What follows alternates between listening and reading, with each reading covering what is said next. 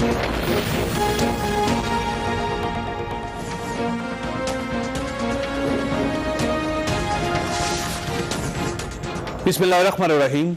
लाखों करोड़ों दूर नबी अकरम सल्लल्लाहु अलैहि वसल्लम पर और उनके आल पर। ख़वातीन रात आज आर्मी चीफ जनरल राहील शरीफ ने फौज के 11 अफसरों को करप्शन के इल्जाम में बरतरफ कर दिया। बरतरफ होने वाले अफसरों में 2 जनरल, 5 ब्रिगेडियर, 3 कर्नल और 1 मेजर शामिल हैं। यह फैसला एक तवील इंक्वायरी के बाद किया गया और इस इंक्वायरी की वजह एक वाकया थी। Major general Ejaz Shahid FC Balochistan के सीनियर अफसर थे। इनके बेटे के पास 2 करोड़ रुपए मालियत की नॉन कस्टम प्लेट गाड़ी थी। इस गाड़ी की टेस्ट ड्राइव के दौरान हादसा हुआ और इस हादसे में 1 लेफ्टिनेंट कर्नल और 1 मेजर जाँ बहक हो गए। जाँ बहक होने वाले अफसरों के लवाहकीन ने आर्मी चीफ से राब्ता किया। आर्मी चीफ ने इंक्वायरी शुरू करवाई। पता चला FC बलोचिस्तान के आला अफसर करप्शन में मुलव्वस हैं। सबूत जमा किए गए, इल्जाम साबित हुए और आर्मी चीफ ने इन तमाम अफसरों को बरतरफ कर दिया। इन अफसरों से अब लूटी हुई दौलत भी वापस ली जाएगी और इनकी मराद, प्लाट्स और जरी जमीनें भी वापस ले ली जाएंगी। इन्हें सिर्फ पेंशन और मेडिकल की सहूलियात हासिल होंगी। मैं इस इकदाम पर आर्मी चीफ को खराज तहसीन पेश करता हूं। आर्मी चीफ ने 2 दिन पहले कोहाट में बिला इम्तियाज एहतसाब का नारा लगाया था। इन्होंने इसका आगाज अपने घर से कर दिया। हमारे मुल्क में जर्नैलों को मुकद्दस गाय समझा जाता था, चुनांचे मुल्क का कोई इदारा इनकी तरफ आंख उठाकर नहीं देखता था। लेकिन आज आर्मी चीफ ने इन 11 अफसरों को बरतरफ करके कौम को यह पैगाम दे दिया कि कानून और ज़ाब्ते के सामने तमाम गायें सिर्फ गायें होती हैं, इनमें कोई गाय मुकद्दस नहीं होती। ये एक अच्छी शुरुआत है। जनरल साहब अगर इसी तरह आगे बढ़ते रहे, ये अगर इसी तरह सफाई करते रहे तो इंशाल्लाह इनकी रिटायरमेंट से पहले पाकिस्तान एक साफ सुथरा मुल्क होगा। मुझे यकीन है कि इस वाक़े के बाद कम से कम फौज में कोई अफसर करप्शन की जरूरत नहीं करेगा। आज के इस फैसले ने सियासी लीडरशिप की मुश्किलात में भी इजाफा कर दिया। ये लोग अब ज्यादा देर तक कानून के पीछे नहीं छुप सकेंगे।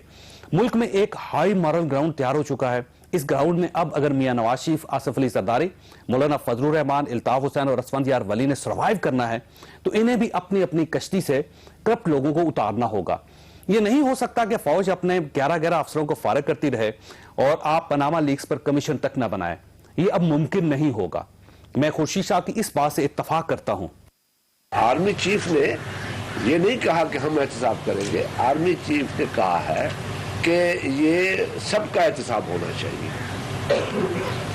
उसने कोई डिक्टेशन नहीं दिए, सबका एहतसाब की बात, अच्छी बात की, हम अप्रिशिएट करते हैं।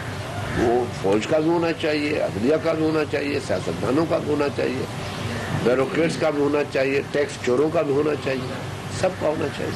हुकूमत को इस बयान को भी सीरियस लेना होगा। क्या हुकूमत अब करप्शन के खात्मे पर संजीदा हो जाएगी? यह हमारा आज का इशू होगा। हमारे साथ रहिएगा। प्रोग्राम में दोबारा खुशामदीद। हमारे साथ तशरीफ रखते हैं जनरल रिटायर्ड अमजद शोएब साहब, सीनियर तजियाकार हैं और अफवाज पाकिस्तान के साथ इनका ताल्लुक था। अली अहमद कुर साहब हमारे साथ तशरीफ रखते हैं, सीनियर कानूनदान थे और एक तहरीक चली थी पाकिस्तान में, आपको याद होगा, अदलिया की बहाली के उसके एक कायद थे। डॉक्टर तारिक फजल चौधरी साहब हमारे साथ तशरीफ रखते हैं, स्टेट मिनिस्टर भी हैं, पाकिस्तान मुस्लिम लीग नून के साथ इनका ताल्लुक है। और लाहौर में हमारे साथ इस वक्त तशरीफ रखते हैं एजाज चौधरी साहब, पाकिस्तान तहरीक इंसाफ के साथ इनका ताल्लुक है। जनरल साहब ये फरमाइएगा कि एक हाई मॉरल ग्राउंड पे बहुत अच्छा फैसला किया फौज ने, लेकिन ये कहा जाता है कि ये कोई बहुत अच्छा फैसला नहीं है कि उनको सबको सर्विसेज से रिमूव कर दिया, लेकिन उनको कानून के कटहरे में खड़ा नहीं किया, उनको सजा नहीं दी। सिर्फ मुलाजमत से बरतरफ कर देना कोई बहुत बड़ी सजा नहीं है। फिर उनको पेंशन भी मिलती रहेगी और बाकी उनको तिबी सहूलियात भी होती होंगी, तो ये तो कोई इंसाफ नहीं। ये एक प्रोपेगेंडा चल रहा है इंटरनेट पे, आपने मुलाहिजा किया होगा। किस हद तक ये बात दुरुस्त है? देखिए जी, पहले तो एक मवाजना कर लें कि बड़े बड़े मेगा करप्शन के केसेस बाहर सिविल में हैं। अगर सिविल सिस्टम के हवाले कर दिया जाए तो किसी को सजा नहीं होती। मुझे कोई एक नाम दे दीजिए कि फलां मेगा केस में फलां आदमी को सजा हुई, फिर प्ली बार्गेन है, वो भी हो जाए तो आप 1/3 या 1/4 अमाउंट दे के तो जान छुड़ा के बाकी बख्शिश हो गई। यहां यह है कि पूरी अमाउंट भी रिकवर की गई और आपके पास रिटायरमेंट के बाद जिंदगी गुजारने का जो असासा, जो मराद, जो चीजें आपको मिलती हैं, वो जब आपसे वापस हो गई तो आप आजकल की पेंशन पे तो कोई गुजारा नहीं कर सकता। यही है कि आपको कोई प्लॉट मिल गया, कोई और चीज मिल गई, जिनकी मालियत अगर आप उसको जुर्माने की शक्ल में लें तो उनकी मालियत बड़ी काफी बन जाती है। अब इसके अलावा एक आदमी इतने ओहदे से जब उसको किसी को डिमोट कर दिया गया या किसी से फारिग उधर कर दिया वापस ले लिया, फारिग करना, यानी जिंदगी में वो जन्नत नहीं लिख सकता अपना लिख नहीं सकता। तो ये बहुत बड़े स्टेप्स हैं एक आदमी के लिए। आज मैं आपके सामने बैठा हूं, अपने नाम के साथ जर्नल लिखता हूं, मुझे एक फख्र है इस चीज़ के ऊपर कि मैंने 37.5 ईयर मैंने फौज में नौकरी की और मुझे ये आज एजाज़ हासिल है। लेकिन अगर मैं 37-38 साल मुलाजमत करके उस महकमे की खिदमत करनी किसी गलती की वजह से ये गवा बैठूं, तो ये तो इतना बड़ा लॉस है कि आदमी सारी जिंदगी मुंह नहीं दिखा सकता माशरे में। तो है तो बहुत कुछ, लेकिन मैं ये कहूंगा कि उन लोगों को जो ये सवाल उठाते हैं उनको कुछ अपने गिराबानों में झांकना चाहिए और शर्म करनी चाहिए। आपको याद होगा कि जब ये आर्मी चीफ ने ये बयान दिया था तो उसके बाद एक सवाल ये उठाना शुरू हुआ कि जी फौज अपने घर से क्यों नहीं स्टार्ट करती। अब उसने अपने घर से स्टार्ट कर दिया, एक नया सवाल पैदा हो रहा है कि जी पूरी सजा नहीं। ये बेशर्म लोगों के काम है इस तरह की बात करना, क्योंकि मैंने तो वाज़ेह कहा कि मुझे सिविल में किसी एक केस का कोई बता दे कि ये सजा हुई किसी को और उसने ये पैसा भी अदा किया, यहां पैसा रिकवर होगा। अच्छा, अब चीज ये है, ये कोई ये पब्लिक में ला के पहली दफा ये सामने रखा गया, लेकिन फौज का एहतसाब का निजाम ये इंतहाई मौसर है और मैं उसके तरीकाकार बताता हूं कि हम अपने तमाम ऑफिसर्स से हर साल उनके एसेट्स की रिटर्न लेते हैं। ये मैंडेटरी है, सबको जमा करानी पड़ती है और एडजुटेंट जनरल के पास आती हैं। वहां हम उसकी पिछले साल की जो रिटर्न है उससे कंपेयर करते हैं और जिसके एसेट्स में कुछ इजाफा होता है उससे उसकी सारी तहकीकात की जाती है, तफसील उसको जवाब देना पड़ता है। बाद औक़ात कोई एसेट अपने छुपा लेता है तो इंटेलिजेंस के जरिए इंफॉर्मेशन जो आती है उसके ऊपर बात होती है। फिर किसी ऑफिसर की प्रमोशन एडजुटेंट जनरल की क्लियरेंस के बगैर नहीं होती, क्योंकि वो उसको डिसिप्लिन वाइज या करप्शन चीजों के जो चार्जेस हैं वो अगर साबित नहीं भी हुए तो किसी के ऊपर अगर चार्ज है तो उसकी प्रमोशन रोक दी जाती है जब तक कि वो मामला सीधा नहीं हो जाता या क्लियर नहीं हो जाता। अच्छा, इसमें एक सवाल आपसे, एक छोटा सवाल कि ठीक है, इस एक फौज का एक काम है, वो छावनियों के अंदर महदूद होती है और जंग लड़ना और मुल्क को बचाना और जान देना ये सब उनकी जिम्मेदारियों में शामिल है। ये कैसे कवानीन है, किस किस्म के ज़ाब्ते हैं कि जब फौज के एक अफसर को वहां से निकालकर सिविलियन ड्यूटी दी जाती है तो वहां से करप्शन शुरू हो जाती है? तो सिविलियन ड्यूटियों में क्यों डालते हैं आप जर्नल? आप बात दुरुस्त कर रहे हैं। और इसी तरह आप एफसी तो आपकी जिम्मेदारी नहीं, आप ना जिम्मेदारी कबूल करेंगे तो करप्शन है कि हर दफा या हर आदमी ये नहीं काम करता। ये बहुत सारी दफा बहुत सारे लोग, जैसे आप वज़रा को भी देख लें कि उनके नीचे बहुत सारे ब्यूरोक्रेट्स उनको रास्ते बताते हैं कि यूं कर लीजिए, ये कर लीजिए, हम आपके लिए हाजिर हैं, उनके हाथ से गलत काम करवा देते हैं। ये चीजें भी हैं जहां पे एक आदमी लालच में आ गया। लेकिन ये कहना कि हर IGFC ये काम करता रहा है या हर DHA का एडमिनिस्ट्रेटर ये काम करता रहा है, ये चीज ऐसे नहीं है। चुनाचे आपने सजा दे दी, आपने एक मिसाल कायम कर दी, एक मैसेज चला गया, अगर किसी के अंदर कोई ख्वाहिश है भी तो वो दब गई होगी। मैं जाऊंगा आगे जाऊंगा सर। तारक फजल चौधरी साहब की तरफ एक सवाल आपके पास छोड़ के जा रहा हूं। मैं इसमें सिर्फ थोड़ा सा जो एडिशन कर दूं वो ये है कि आर्मी में सिर्फ इस पे नहीं, हर चीज का यानी मॉरल साइड का, सब चीजों का आपका एहतसाब होता है और जीरो टॉलरेंस लेवल होती है। बाकी चूंकि इंसान के बनाए निजाम है, उसमें से अगर कोई किसी तरह बच के निकल जाता है और उसका कभी चीज सामने नहीं आई तो ये उसका अपना मुकद्दर है।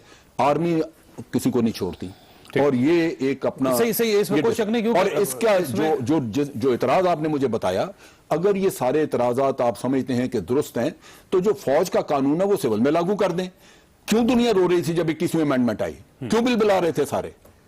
उसकी वजह यही है कि फौज में आदमी गलती करके छूटता नहीं है। अगर आज आप वही कानून बाहर लागू कर दें, मैं आपको बता देता हूं अदालतों की छुट्टी हो जाएगी और करप्शन यूं खत्म होगी। तारक फजल चौधरी साहब की तरफ जाने थे, लेकिन सवाल आर्मी एक्ट बाहर लागू कर दें, करप्शन खत्म हो जाएगा। सवाल आपके पास छोड़ के जा रहा हूं कि ये कहा जा रहा है जब से ये फैसला हो, पहली बात तो ये कि बहुत अच्छा फैसला है और एक ऐसा फैसला जिस पर पूरी अफवाज पाकिस्तान को मुबारकबाद पेश करनी चाहिए। लेकिन एक सवाल ज़िमनी तौर पर उठाया जा रहा है आज शाम से ही और मुख्तलिफ एंकर्स की तरफ से, मुख्तलिफ मीडिया पर्सन की वजह से, कि ये देखें कि एफसी में कितने अरसे से एफसी फौज के पास है और ये जो करप्शन के केसेस हैं ये भी होते रहे हैं, लेकिन एक छोटा सा एक्सीडेंट हुआ हो तो उस एक्सीडेंट में कंप्लेन की गई तब जाके एक्टिव हुआ ये सारा मामला। तो इसका मतलब ये था कि फौज का जो इन्वेस्टिगेशन का सिस्टम है वो इतना मजबूत नहीं है कि उसको पहले मालूम हो जाता है कि हमारे जनरल लेवल के लोग जो है इस किस्म की करप्शन में मुलव्वस है। ये सवाल आपके पास हो गया। तारक फजल चौधरी साहब ये फरमाइएगा सर कि फौज से अब हमें सीखना बहुत पड़ेगा और आपके ऊपर प्रेशर बहुत ज्यादा है कि आप हमेशा अपने साथियों को सपोर्ट करते हैं, आपने कभी भी किसी शख्स को इंसाफ के कटारे में खड़ा नहीं किया और आज आपके सामने फौज ने एक मॉरल स्टांस जो फौज का वो आपके सामने आ गया, उन्होंने एक मिसाल आपके सामने कायम कर दी, तो आप कब एक्टिव होंगे सर? बिस्मिल्लाहिर्रहमानिर्रहीम। जो सबसे पहले तो जो आर्मी चीफ का आज का ये फैसला है, जिसके नतीजे में आर्मी के बहुत सीनियर अफसरान जो है वो करप्शन के चार्जेस पे नौकरी से बर्खास्त किए गए, ये खासा काबिल सताइश है, इसमें कोई शक नहीं है। और दो इदारे पाकिस्तान के अंदर ऐसे हैं, एक अफवाज पाकिस्तान का इदारा और दूसरा अदलिया का इदारा, जिसे हमेशा ये कहा जाता रहा कि ये मुकद्दस गाय हैं और इनके खिलाफ ना मीडिया में कभी खुल के उस तरह तनकीद हुई और ना एहतसाब की। वो तमाम इदारे जो बाकी सब इदारों का एहतसाब करते हैं, उन्होंने कभी इन दो इदारों का एहतसाब किया। ये तो एक हकीकत है जो हमें माननी है। तो ये एक बहुत अच्छा काबिल सताइश बात है कि आज आर्मी चीफ ने उस इदारे के अंदर इस खुले अंदाज से एहतसाब का, और मुझे ये भी पता चला कि उन्हें ये भी कहा गया कि आप इनको नौकरी से बर्खास्त जरूर कर दें, लेकिन ये खबर मीडिया पे ना दें। और अभी आपको प्रोग्राम शुरू होने से पहले जैसे जनरल साहब बात कर रहे थे कि ऐसे केसेस हर साल होते हैं, लेकिन इस तरह मीडिया के ऊपर वो नहीं आए कभी कि फलां अफसर को इन चार्जेस की बुनियाद पर फारिग किया गया। तो जो बात अच्छी है वो यकीनन अच्छी है और हर फोरम पे इसको सियासतदानों में करप्ट लोग नहीं है। अब मैं इस तरफ आता हूँ, नहीं मैं जरा बात मुकम्मल कर लूँ, उसके बाद आप सवाल करें। अब जहाँ तक ताल्लुक है सियासतदानों का, सियासतदान पूरे मैं समझता हूँ कि हमारे मुआशरे में वो वाहिद एक इंस्टीट्यूशन है जिसमें ये एक दूसरे के कपड़े उतारते हैं। न फौज, न जज, न ब्यूरोक्रेट, न आपके मीडिया के लोग। यहाँ 15 मीडिया के लोग बिठाएं, वो एक अंजुम इस्ताइश बामी होगी, एक दूसरे को कह रहे होंगे वाह जी वाह। आज आप सियासतदान चौधरी साहब 1 मिनट दे दें, आज किसने किसके कपड़े उतारे? मैं रिक्वेस्ट कर रहा हूँ, मुझे 1 मिनट दे दें। आपने बुलाया है तो 1 मिनट दे दें। सियासतदान वाहिद इंस्टीट्यूशन है कि ये अंजुम इस्ताइश बामी नहीं है, ये खामखा एक दूसरे के कपड़े उतारते रहेंगे, इल्जाम भी लगेंगे, कपड़े उतारते हैं। जहां तक ट्रायल की बात है, इल्जामात लगाते ना सर, नुकसान किसी मुझे जनरल साहब ने 3 दफा ये कहा कि जनाब सजा किसको हुई, सजा किसको हुई। जिस मुल्क के 3 मुंतखब वज़राए आज़म अदालतों से सजा हुए, इल्जामात जायज़ थे, बेबुनियाद थे। एक वज़ीर आज़म को फांसी हो गई, अदालतों से हुई, वो एहतसाब नहीं था। इससे बड़ा क्या एहतसाब था? जायज़ था, गलत था, हो गई। एक वज़ीर आज़म जो है वो यूसुफ ज़गिलानी की बात कर रहा हूँ, नाअहल हुए, वोट लेके आए, मुंतखब हुए, अदालत ने घर भेज दिया। तीसरा वज़ीर आज़म नवाज शरीफ 2/3 अक्सरियत और करप्शन पे हुआ है। करप्शन भुट्टो साहब को नहीं आपने एहतसाब की बात की, आपने एहतसाब की बात की है। ये एहतसाब मैं जरा मुकम्मल में बड़ा फर्क होता है सर। मैं सिर्फ करप्शन की बात यार सुन लें, कोई एक बात की है कि हम आंसरेबल हैं, 70 साल की जवाबदेह हैं, 70 साल की हिस्ट्री में कोई एक 5 इदारे जो करप्शन के इल्जाम में घर गया हो। सर मैं अर्ज करता हूँ, कोई एक 3 हुकूमतें करप्शन के इल्जाम के ऊपर घर चली गई। सर कुछ किसने बताइए ना सर, उसके पीछे क्या था? सजा हुई। कोई एक जवेदो साहब की हुकूमत गई, बीबी की 2 दफा की हुकूमतें गई, करप्शन के इल्जामात लगे। मैं आपको मल्टीपल आपके सामने रख रहा हूँ कि सियासतदान 2B से उनको सियासतदानों की, आप मुझे एक जुमला भी नहीं बोलने दे रहे सर। मैं बोल रहा हूँ सर, एक सियासतदान तो मुकम्मल करने देना। जब बुलाते हैं तो बात तो करने दिया करें, अब बात ही नहीं करने दे रहे। मैं ये अर्ज कर रहा हूँ कि 5 इदारे मुसलसल सियासतदानों का एहतसाब करते हैं। सबसे पहले अवाम, पुलिस, FIA, नैब, अदालतें। तो क्या ये हमारे सारे इदारे बेकार है, नाअहल है? तो आप कह देना कि कोई सियासतदान करप्शन नहीं करता। क्यों नहीं करते? तो फिर जो करते हैं सजा भी होते हैं, पकड़े जाते हैं, में जाते हैं। सर कोई एक बताया ना।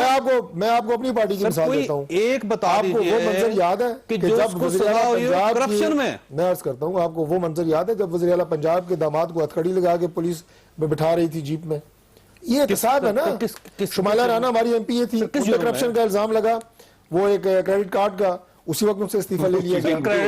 हाजी परवेज के ऊपर देखिए, ये बात आप एहतसाब की बात कर रहे हैं ना। अब देखिए सर, में हर चीज पिंडी के MN उनको बात करेंगे कि वो जाली पर्चा दे रहे थे, वो पेपर के लिए किसी के बंदे ने बताया। सर मैं करप्शन की बात कर रहा हूँ कि करप्शन पे कोई एक साथ आप सोचते रहे, कोई मसला नहीं, कोई एक साथ नहीं है। मैं सिर्फ एक साथ जो गया हो सर, बार बार ये कहा जाता है कि एजाज साहब की तरफ, फिर आपकी तरफ आऊं। एजाज साहब ये फरमाइएगा सर कि ये आप किस तरह देखते हैं इस आज के सारे मामले को? क्या सियासी जमातों के ऊपर और स्पेशली हुक्मरान जमात के ऊपर दबाव आएगा, प्रेशर में आएंगे ये? जी बहुत शुक्रिया चौधरी साहब। जो दबाव और प्रेशर है वो एक इंसानों का इनफरादी ज़मीर होता है और एक इज्तिमाई ज़मीर होता है। अगर तो कोई इज्तिमाई ज़मीर हमारे यहाँ है तो इस कदर ज़्यादा दबाव आ चुका हुआ है कि मेरे दिल से ये आवाज़ उठती है कि कोई ऐसा निज़ाम हो। मैं भी 30-40 साल से सियासत के खारजार में हूँ। अगर मैंने कुछ किया हो और कौम का माल लूटा हो तो मुझे भी सामने आके खड़े हो जाना चाहिए कि मेरा भी एक्सरे कर लें, स्कैनिंग कर लें और उसके बाद आगे गुजारें।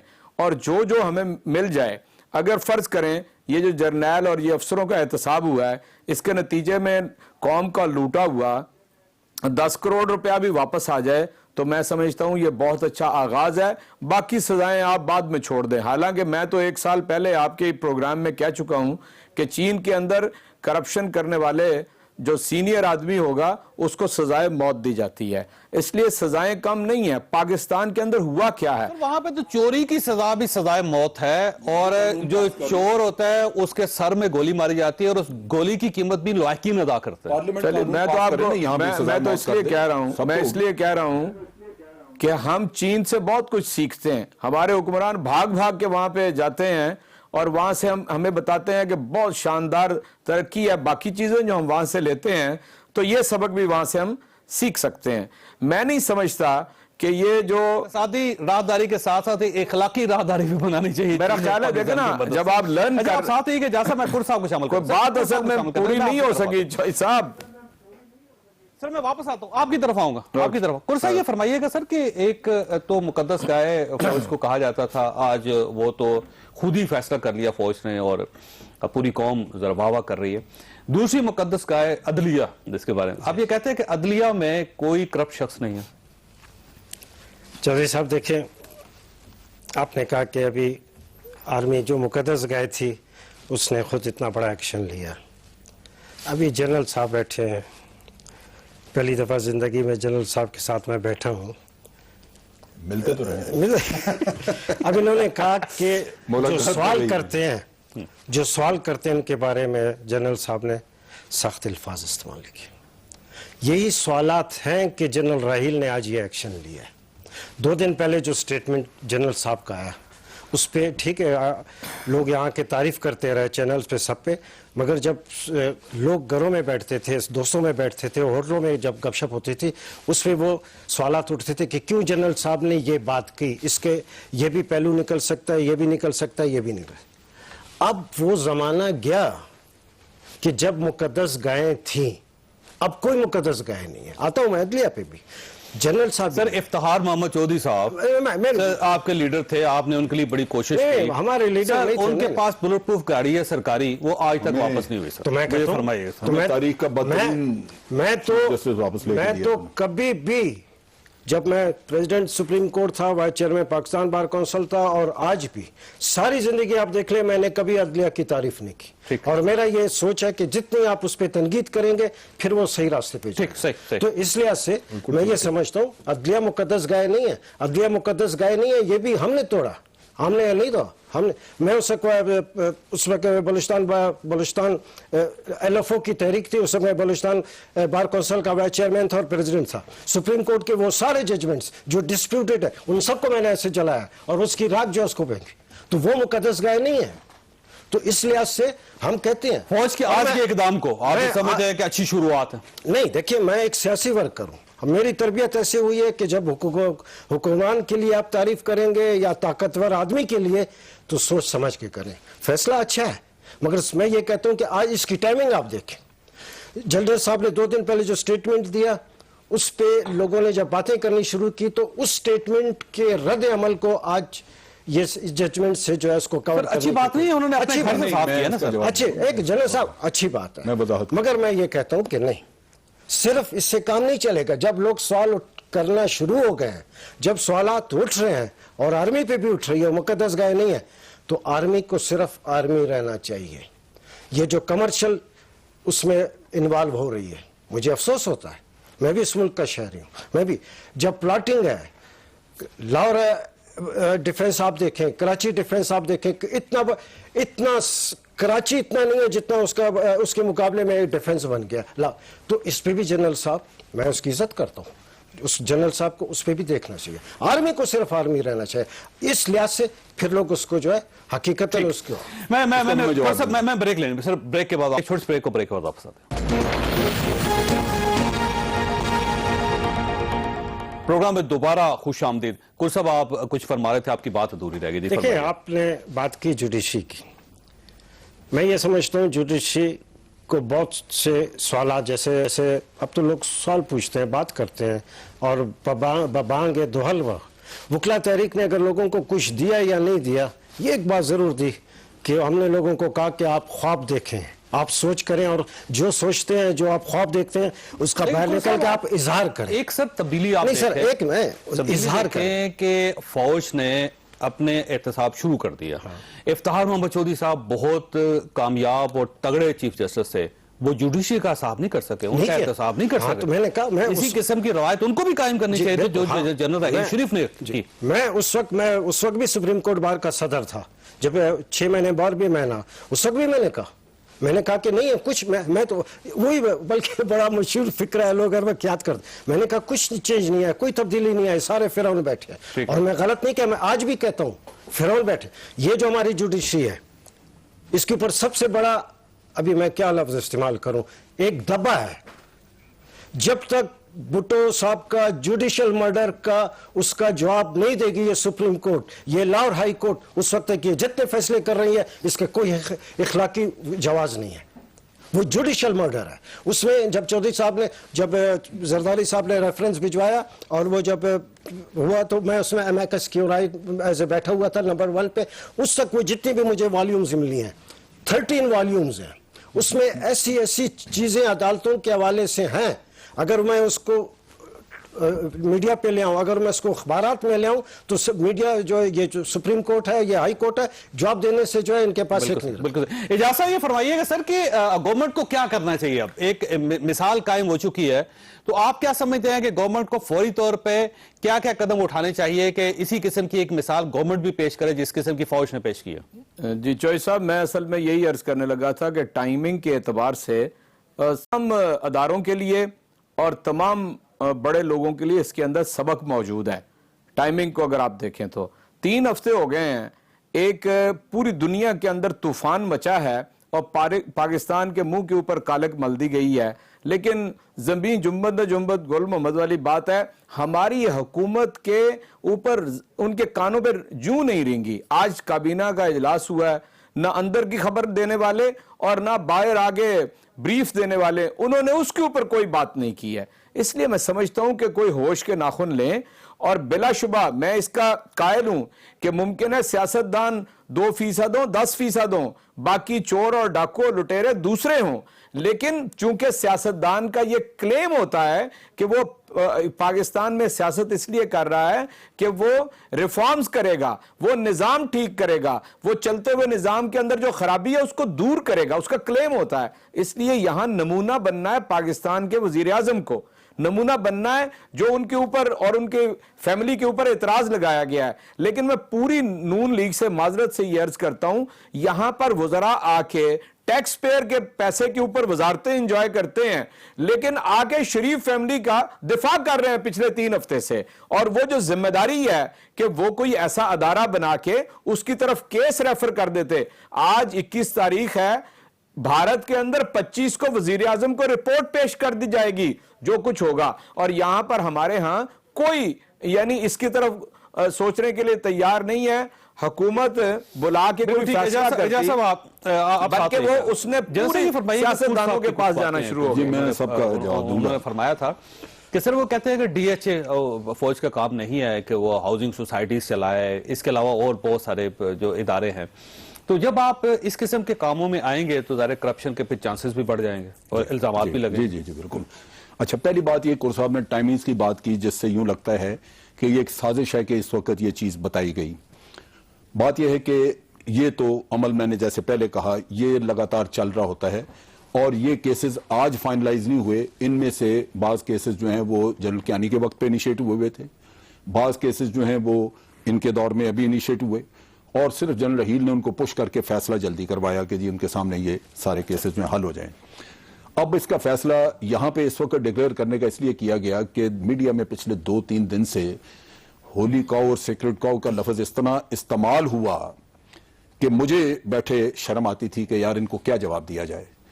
जो लोग इस चीज पे एक अच्छी नसीहत पे भी रो रहे हैं कि कौम को यह कहा गया कि अगर आप टेररिज्म के खिलाफ फौज की कुर्बानियां देख रहे हैं और जाने जा रही हैं, और उसके नताइज अगर आप चाहते हैं कि मुस्तकिल बुनियादों पे हो, तो करप्शन का सिलसिला आपको तोड़ना पड़ेगा। ठीक है, तो इस पे कौम रोना शुरू हो गई।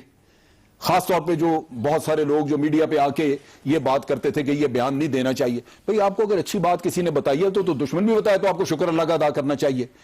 जब आपको साबित किया कि भाई पॉलिटिकल मकासद कोई नहीं है, आपके सिस्टम को खतरा आपके अपने हाथों से है कि आप लूट रहे हैं मुल्क को, तो आपको एक अच्छी बात बताई है। अच्छा ये फरमाइए सर, अब बात आ गई डीएचए में करप्शन है ये? मैं आपको बताऊं, तो जनरल क्यानी साहब के भाइयों के नाम आ रहे हैं, वो नाम आ रहे हैं, फौज ने खुद फौज ने नाम लिया। फौज ने अपने ऑफिसर्स को उसमें सजाएं दे दी, 2 कोर कमांडरों को सजाएं मिली हैं कि उनके नीचे ये चीज हुई, और इसका जनरल क्यानी के भाइयों का किस्सा जो है वो नैब में मौजूद है। अब मैं जो डीएचए और इन चीजों की बात कर रहा हूं, डीएचए, फौजी फाउंडेशन, आर्मी वेलफेयर ट्रस्ट, ये 3 अदारे हैं जो वेलफेयर के लिए हैं। हम तीनों को इनको बंद करवा दें, प्रोवाइडेड हुकूमत जो इनका वेलफेयर पे जितना पैसा कमा के लगाया जा रहा है वो हुकूमत देने का वादा कर ले कि अगर आप इन अदारों से 70 बिलियन रुपीस कमाते हैं और फौज के ऊपर लगते हैं उसके वेलफेयर पे, तो आप 70 बिलियन हमसे ले लिया करें, ये सब कुछ बंद कर दें, बंद हो जाएगा। ये हर मुल्क में है। मैं एज एडजुटेंट जनरल मैंने इजिप्ट विजिट किया, टर्की विजिट किया, हर मुल्क में ये काम है। और क्यों है? उसकी वजह यह कि फौज ये बोझ बर्दाश्त नहीं कर सकती, गवर्नमेंट बर्दाश्त नहीं कर सकती। फौज में आप लोगों को, एक सिपाही जब रिटायर होता है उसकी उम्र 31 साल 30 साल होती है। एक ऑफिसर रिटायर होता है उसकी उम्र, ये मेजर जब रिटायर होता है तो वो कोई 40-42 साल का रिटायर होता है। आप 60 साल तक की सर्विस किसी को नहीं कराते सिवाय चीफ ऑफ आर्मी स्टाफ के। लेफ्टिनेंट जनरल भी 57 ईयर्स में रिटायर हो जाता है। उनको रिहेबिलिटेट करने के लिए, उनको बाद में देहातों में देखने के लिए जहां ये जवान है, वहां आपने फ्री डिस्पेंसरीज खोली हुई हैं, बच्चों के लिए स्कूल खोले हुए हैं फौजी फाउंडेशन ने, उनके अच्छे बच्चों को वजीफे दिए जाते हैं, अस्पताल खोले हुए हैं लोगों के इलाज मालजे के लिए, यहां भी फौजी फाउंडेशन का अस्पताल है। इनका खर्चा कौन देगा? आप कौन सा अदारा है? अच्छा, फिर मैं पूरा मुकम्मल जवाब देना चाहता हूं। हुकूमत को शामिल करें। अच्छा, मैं मुकम्मल जवाब। अब चीज ये है कि ये वेलफेयर, ये आपके लोग नहीं है जिनको आप रिटायर कर देते हैं। अगर ये सड़कों पे फिरे, ट्रेंड लोग हैं, डाके मारने शुरू कर दें तो आप क्या करेंगे? आपने उन लोगों को एक बाइज्जत रास्ता दिया है और आप उस पर आके तनकीद कर रहे हैं। आपको भी सोचना चाहिए कि ये आप ही के लोग हैं जो वहां से रिटायर होकर आ रहे हैं। इसके बाद आप देखिए, डीएचए वाहिद वो अदारा है जहां 100% बिजली के बिल रिकवर होते हैं, जहां प्रॉपर्टी ट्रांसपोर्ट पे जो टैक्स लगते हैं वो 100% दिए जाते हैं। क्यों ये लोग जाके डीएचए में प्रॉपर्टी खरीदना चाहते हैं? क्योंकि इनकी प्रॉपर्टियों को वहां तहफ्फुज़ है। बाहर ये लूटते हैं, प्रॉपर्टी डीलर इनको लूटते हैं, प्रॉपर्टी डेवलपर इनको लूटते हैं, फिर रोते हुए हाथ जाके डीएचए में मकान लेते हैं, डीएचए में प्रॉपर्टी खरीदते हैं। क्यों खरीदते हैं अगर ये बुरी जगह है? जवाब और इसके साथ मैं मजीद बताऊं, मेरी बात मैं एक ही दफा सारा सवाल जवाब देना चाहता हूं। अब बात आ जाती है फौजी फर्टिलाइजर, फौजी सीमेंट, ये वो अदारे हैं जो मुल्क की इकोनॉमी को बहुत बड़ा हिस्सा दे रहे हैं। आप प्राइवेट सीमेंट के अदारे देख लें, टैक्स चोरी कर रहे हैं, या 100% टैक्स है। आप उसी कीमत पे उन लोगों को गैस देते हैं, उसी कीमत पे बिजली देते हैं। देखिए ये भी एक पर्सपेक्टिव है सर, जी है, ये उसका भी है। सर जवाब देना आप। देखिए जनरल साहब जो बात कह रहे हैं, बात यहां से शुरू हुई थी कि लोग सवाल करना शुरू हो गए या नहीं। बात ये है, जब सवाल करते हैं, बात ये नहीं कि आप अली अहमद कुर्द को कन्विंस करेंगे, बात ये कि आम आदमी जो बात करता है, ठीक है, डीएचए में बिजली का बिल सब देते हैं, बाकी चीज़ें सब देते हैं, मगर सवाल ये पैदा होता है कि अब गरीब आदमी और अमीर आदमी के दरमियान में, जैसे मैंने कहा, सारा कराची एक तरफ और कराची डीएचए एक तरफ, ठीक है, पाकिस्तान के जितने सरमाएदार हैं, जितने पैसे वाले लोग हैं, वो वहाँ पे जा रहे हैं, ठीक है, वहां पे तो सर वो दूसरी हाउसिंग सोसाइटी में क्यों नहीं जाते? नहीं, कोई कब्जा नहीं है, कुछ आप नहीं अपनी है, नहीं बना लें, नहीं कोई अपनी बना लें, देखिए सियासतदान अपनी बना लें, बिजनेसमैन अपनी बना लें। नहीं, कोई कब्जा कर नहीं है, कोई प्लाट पे कब्जा नहीं करता, सब कुछ नहीं करता। सवाल ये पैदा होता है कि ये आर्मी का काम नहीं है। क्वेश्चन की आप करें ना, हम तो कहते हैं हमें इतना पैसा दें, हम तो ये आप रखें, हम तो ये कहते हैं कि ये सारे अदारे बंद हो जाएंगे कुर साहब अगर आप ये पैसा दें वेलफेयर का। ये आपके लोग हैं, इनका वेलफेयर करना आपकी जिम्मेदारी है। नहीं, बिल्कुल जिनको हम 21 साल की उम्र में रिटायर करते हैं उनको कौन देखेगा? वो बाहर आपके घरों में डाके मारेंगे तो फिर आप रोएंगे। ये चीज आपको समझ नहीं है इस कौम ने। अगर आप अपने आदमियों को, इशू नहीं है, आप अपनी फौज के लोगों को, रिटायर होने वालों को अगर तहफ़्फ़ुज़ नहीं देंगे, उनका वेलफेयर नहीं देखेंगे तो आप जिम्मेदार हैं उसके। साहब का मसला ये है कि सिविलियन इदारों पे पाकिस्तान के अलावा भी लोगों को एतबार नहीं है। हर फौज में है, पूरी दुनिया में दुनिया में फिर आ रही है, सीमेंट फैक्ट्रियां चला रही है, बिल्कुल कोई और टर्की में चले कोई जाएं। चीजें चला रही है, नहीं चला रही, सवाल ये है, मुझे नहीं पता टर्की वाले कर रहे हैं या नहीं कर रहे मैं हैं, देख के आया हूं। इसमें कोई इतना वो जज्बाती होने वाली बात बिल्कुल नहीं है। जज्बाती आप आज इल्जाम वो लगा रहे हैं जो- जिसके ऊपर हुकूमत को शर्म आनी चाहिए कि वो वेलफेयर क्यों नहीं करती अपने लोगों नहीं, का। अभी तो गवर्नमेंट बोली नहीं, सर, उसने बोलना है। गुजारिश है ये कि वेलफेयर इतना- इनका काम है। इतना तारिक फजल चौधरी साहब, नहीं है। जब आप लोगों से कुर्बानी लेंगे, उनकी जानें भी लेंगे मुल्क के लिए, और अब करेंगे कुछ फिर नहीं उनके उसके लिए। बाद उनकी रिटायरमेंट के बाद कुछ नहीं करेंगे तो कौन करेगा? सर सवाल ये कल है। मैंने एक मीटिंग की अपनी वजारत में और मिनिस्ट्री ऑफ फाइनेंस के बड़े सीनियर लोग वहां पे आए हुए थे और मैंने उनसे इस्लामाबाद के 422 स्कूलों के लिए कुछ फंड मांगे और मैं अपने इन स्कूलों के लिए 2000 असातिज़ा की नई भर्तियां कर रहा था और वो जॉब्स मैंने उनसे मांगी। उन्होंने कहा हमारे पास पैसे नहीं है। डार साहब ने, हमारे फाइनेंस मिनिस्टर ने ये कहा हुआ है कि हमारी प्रायोरिटी ऑपरेशन ज़रब अज़ब है और हमारा दिफा जो है वो ज्यादा ठीक है ना सर, जनरल साहब जो इतने तो आप धक्के तो मार रहे हैं, फौज से जान पैसे ले रहे हैं सबसे ना। ज्यादा प्रायोरिटी है तो हमारी जब फौज को के लिए हो पैसे रही देना है, सबसे ज्यादा जब प्रायोरिटी है मुल्क के हुकूमत अमन के लिए हो रही है, सब किसी बात ने करने देना नहीं मुझे, की है। आप 2 मिनट बात करने क्यों ना करूं मैं? कांपने की जरूरत नहीं है, आप मेरी बात अपनी करने बात कर रहे दें। हैं। हम आप दे रहे बात हैं, करते हुए ख्याल आना चाहिए। ख्याल आ रहा है कि हम दे रहे हैं, हमारी दे रहे प्रायोरिटी है इस वक्त भी अफवाज सर, अपनी फौज को दे रहे हैं सर, फौज को दे रहे हैं। सबसे ज्यादा कौन सा वसाइल एहसान होते कर रहे हैं आप? हम अगर आप कह रहे हैं आसान कर रहे हैं, पहले कौन कहते सा दे नहीं एहसान? रहे, आप कह रहे हैं आसान कर रहे हैं, ये क्या एहसान है? क्या बात कर रहे हैं आप ऑपरेशन के लिए क्या पैसे बात दे कर रहे रहे हैं? हैं। पहले आपने ये कहा दे नहीं रहे, जब मैंने कहा दे रहे हैं आप कह रहे हैं वेलफेयर आसान कर रहे हैं। वेलफेयर की बात है, वेलफेयर की बात है। देखिए, जनरल साहब ने वेलफेयर की बात करते हैं। पहले आपने कहा दे नहीं रहे, आपको इतनी जब बात मैंने नहीं कहा दे रहे हैं, आपको आप फिर लड़ना शुरू हो गए। आपको इतनी बात नहीं समझ लगती कि बात वेलफेयर क्या है और ऑपरेशन मैं क्या आपको है। ये बता रहा हूँ कि वो फंड प्रायोरिटी है गवर्नमेंट की इस वक्त। वो ऑपरेशन आपने है। हुकूमत में सवाल उठाया ना, मैंने हुकूमत की तरफ से सर, ऑपरेशन है। आप कोई हमारी हमें भी प्रायोरिटी बात है। करने दें। सर, जाहिर है, वो हमारी प्रायोरिटी है, गवर्नमेंट की कमाल प्रायोरिटी है। है। और ऑपरेशन और वेलफेयर का कोई पता ही नहीं। मैक्सिमम वसाइल पाकिस्तान के दिफा के लिए अफवाज पाकिस्तान को दे रहे हैं, ऑपरेशंस के लिए दे रहे हैं, वो बिल्कुल एक अलग बहस है। सर मुझे ब्रेक लेने दे, लेकिन एक नुक्ता आपके पास छोड़ के जा रहा हूं कि सर जब आप छोटू जैसे डाकू को नहीं मार सकेंगे और उसके लिए भी आपको फौज की जरूरत पड़ेगी तो फिर आपको जाहिर है कमजोर तो होंगे ना आप सर, फिर आपसे सवाल तो किए जाएंगे। एक छोटी सी ब्रेक के बाद आप सर प्रोग्राम में दोबारा खुश आमदीद। तारिक फजल चौधरी साहब, मसला ये है कि जब पुलिस काम नहीं करेगी, वो 21 दिन की कोशिश के बावजूद छोटू को, उसके सिर्फ 12 लोगों को 2000 लोग पुलिस एहलकार मिलके उनको गिरफ्तार नहीं कर सकेंगे। फौज आएगी 4 दिन में साफ कर लेगी, तो सर फौज की भले भले तो होगी। तो सब जो फौज की जो तरबियत है, फौज के जो वसाइल हैं, फौज की जो पेशा वराना महारत है, इसके ऊपर कोई दो राय नहीं है। और अगर आप पुलिस की पेशा वराना महारत की, फौज की उन ट्रेनिंग से या उनकी उससे कंपेयर करेंगे तो मेरा ख्याल है कंपैरिजन बनता ही नहीं है। फौज बहुत बड़े पैमाने पे और बहुत आला पैमाने पे उनकी तरबियत भी होती है फंड देना भी तो आपकी कॉम्बैट जिम्मेदारी फोर्स है है, बिल्कुल है। लेकिन तो ये सब बात यह है कि अगर तो कोई रियासत एक वेलफेयर स्टेट के तौर पे बाकी तमाम इदारों को वेलफेयर कर रही हो, वो तमाम कौम की मुफ्त तालीम दे रही हो, तमाम कौम को मुफ्त इलाज कर रही हो, और एक इदारे की वेलफेयर ना कर रही हो, तो फिर तो हम या हुकूमत या वो गवर्नमेंट जो है वो मुजरिम है। सर वो आपने बात नुकता ये है इनका सुना था, कि 31 साल की उम्र में अगर एक जवान आदमी रिटायर हो जाएगा तो उसके बाद क्या करेगा सर, मुझे बताइए। नहीं, ये तो खैर एक अलग बहस है। अब उसके साथ साथ बाकी भी इदारे हैं, अगर जिस तरह ब्यूरोक्रेसी है, जजेस है, फलां है, 60 साल की उम्र में रिटायर होते उनकी हैं। रिटायरमेंट की उम्र लंबी है, सर 60 साल में रिटायर होते हैं। लेकिन जाहिर है उन्हें भी मराद कुछ मिलती हैं, कुछ नहीं मिलती। ये मेरा ख्याल है कि हम मौजू से थोड़ा सा हट के बात कर रहे हैं। मैं थोड़ा सा मौजू की तरफ दोबारा आना चाहता हूं जहां से मैंने अपनी बात का शुरू में आगाज किया था। देखिए, पाकिस्तान में जब फौज एज इदारा काम करती है, हर जगह उसको सताइश होती है, फौज की कुर्बानियों को हर जगह सलाम किया जाता है, उन शुहदा की कुर्बानियों को सलाम किया जाता है। लेकिन फौज के जर्नैलों या फौज के वो 4 जर्नैल, मैं जनरल मुशर्रफ की अगर बात करूं, उस दौर में भी सियासतदानों का सबसे ज्यादा एहतसाब हुआ। मैं जरा उसकी तरफ दोबारा आता हूं क्योंकि प्रोग्राम का आज का मौजू अब वो है, मियां नवाज शरीफ का जो घर है मॉडल टाउन में, वो तक ले लिया गया। जाती रिहाइश जो उनको अपने मेरा ख्याल है वालिद साहब या शायद उनसे भी पहले दौर, वो घर भी उनसे ले लिया गया और उसके बाद उनकी हर चीज को बारीक छलनी से गुजारा गया। लेकिन सिवाय 13 साजिश केस के कोई चीज साबित नहीं हो सकी। इन फिल्टरों से हम गुजरे हैं, ये पूरा खानदान गुजरा हुआ है। जब आप कहते हैं कि जनाब उनका इंसाफ हुआ, इनका नहीं हुआ, तो मैं आपको सिर्फ ये अर्ज कर रहा हूं कि कोई अगर ऐसी चीज होगी, अब भी आज भी जो प्राइम मिनिस्टर ने बात की, उन्होंने कहा कि अल्हम्दुलिल्लाह हमारा दामन साफ है। आज भी अपने आप को इंसाफ के लिए पेश किया।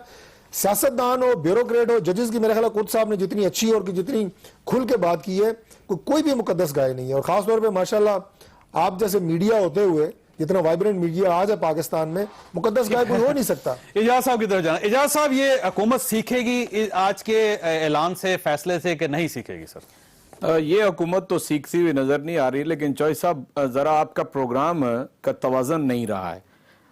68 साल में कोई 31-32 साल इस मुल्क के ऊपर फौज हुक्मरानी करती रही है, और तारिक फजल चौधरी साहब जो कह रहे हैं ना बारीक छन्नी से वो गुजरे, नहीं, ऐसा नहीं हुआ। यानी इंसाफ कहीं पे भी नहीं हुआ। ये सारे हुक्मरानी करते रहे, और कुछ साहब की यानी 20 करोड़ लोगों की वेलफेयर का 3 दफा ठेका फौज ने खुद लिया, नहीं कर सके। सो मच सो कि अपने इक्तदार को ये इजाजत है तो जनरल साहब की तरफ ले जाऊं सवाल। मेरी बात ही नहीं मुकम्मल होगी तो ये कैसे होगा? आज अगर या तो आपने ये सारा प्रोग्राम बराए फौज किया तो अलग बात है, अगर इंसाफ की सुनना चाहते तो थोड़ी सी सुन लें, क्योंकि मैं तो जनरल राहिल शरीफ की बहुत ज्यादा कदर करता हूं, और ये चाहता हूं कि वो जो उन्होंने इकदाम किया है सियासत वाले भी उससे सीखें और मौजूदा हुकूमत भी सीखे। लेकिन अगर तारीख को ही आप बिल्कुल मिटाना शुरू कर देंगे, सर कोई 4 मार्शल लॉ 4 बार तो फौज हुक्मरान रही है, तो ये सारा वेलफेयर का अगर फर्ज कीजिए काम करना था हुकूमत ने तो उसको कर लेते, वो बड़े फैसले कर लेते, क्यों नहीं किए सर? देखें, उनको इस निज़ाम का पता है और इस पे कोई एतराज नहीं कि ये जो DHA और ये चीजें चल रही हैं, इनके जरिए वेलफेयर का बहुत बड़ा काम हो रहा है। आप फौजी फर्टिलाइजर की बात करें या फौजी सीमेंट की बात करें, इसमें फौजी ग्रुप के 43% शेयर हैं, 57% शेयर जो है वो पब्लिक के हैं, और उसमें भी हुकूमत के NIT, ये क्यों NIT उसमें पैसा लगाते हैं? मैं खुद चलाता रहूं वो, सिर्फ इसलिए कि वहां पे चोरी नहीं और प्रॉफिट आपको मिलते हैं। NIT 40 इन कंपनियों के सिर पे रहा है।